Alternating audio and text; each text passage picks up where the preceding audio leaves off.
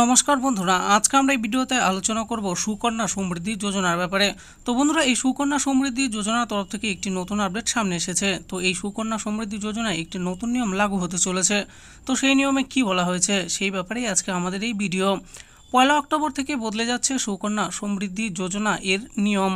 Account থাকলে অবশ্যই দেখুন। তাহলে আসুন দেখে নিই। আপনার অথবা আপনার বাড়ির কোনো মেয়ের নামে যদি সুকন্যা সমৃদ্ধি যোজনার অ্যাকাউন্ট থেকে থাকে তাহলে আপনার জন্য একটি বড় খবর রয়েছে।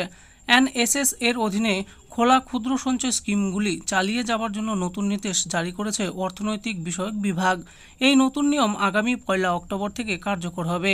কি এই নিয়ম এবং এটি কাদের জন্য সেই ব্যাপারেই আজকে আমাদের এই ভিডিও। আসুন জেনে নেই। সুকন্যা সমৃদ্ধি যোজনার নিয়ম পরিবর্তন। এই নতুন নিয়মটি বিশেষ করে তাদের জন্য যাদের সুকন্যা সমৃদ্ধি যোজনায় পুরনো অ্যাকাউন্ট রয়েছে, যাতে ঠাকুরদাদা বা ঠাকুমা অভিভাবক হিসাবে আছে। পুরনো নিয়ম অনুযায়ী ঠাকুরদাদা বা ঠাকুমা তাদের নাতনির অভিভাবক হিসাবে এসএসওয়াই অ্যাকাউন্ট খুলতে পারত, কিন্তু এখন এই নিয়ম পরিবর্তন করা হয়েছে।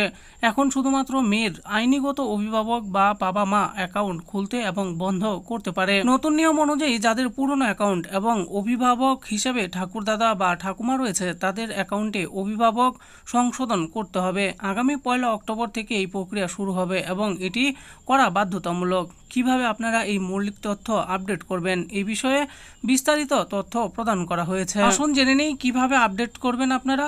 সুকন্যা সমৃদ্ধি যোজনা অ্যাকাউন্টে অভিভাবক যদি ঠাকুরদাদা বা ঠাকুমা থেকে থাকে তাহলে সেটি আপডেট করে আইনিগত অভিভাবক বা বাবা মাকে অভিভাবক করতে হবে। এর জন্য আপনি যে ব্যাংকে বা পোস্ট অফিসে অ্যাকাউন্ট খুলেছেন সেখানে যেতে হবে।